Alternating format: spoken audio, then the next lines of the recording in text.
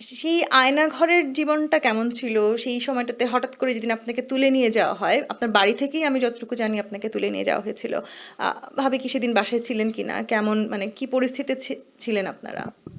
জি, আমি বাসায় ছিলাম। আর আমাদের আমি একটু বলি যে একটুখানি অ্যাড করতে চাই। ও প্রায় ২ বছর যাবৎ বাসায় থাকতে পারে না, তো ওকে একটা আলাদা বাসা নিয়ে দেওয়া হয়েছে মিরপুর ডিএইচএসে। তো ওখানে আমি হচ্ছে বাচ্চাদের নিয়ে মাঝে মাঝে আসতাম, আর যেদিন ওকে নিয়ে যাওয়া হয় সেদিন আমি, বাচ্চারা এবং আমার ছোট ননদও ছিল।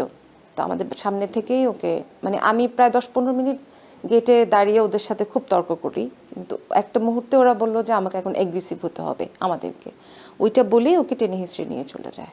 এই দীর্ঘ সময়টায় আসলে এই ঈদগুলো কেমন কেটেছে জীবনে? আমাদের বাসার যেটা হয়েছিল, আমাদের বাসা একদম সিলগালার মতো করে রাখা হয়েছে, কোনো মানুষ আসতে পারবে না, মানে আমরা জাস্ট বের হতে পারবো। তো বাচ্চারাও খুব, একটা পর্যায়ে আমার কাছে মনে হচ্ছে আসলে আমার বাচ্চাগুলো তো বুঝতে পারছে না ঈদটা যে আনন্দের, ওদেরকে আমার যেভাবেই হোক বুঝাতে হবে যে আমি ওদের জন্য যে কার্ড বানানো, করা, ঈদ মোবারক লেখা, আর্ট করা, এগুলো আস্তে আস্তে ওদেরকে নিয়ে শুরু করলাম এবং রান্না বান্না শুরু করলাম আবার নতুন করে।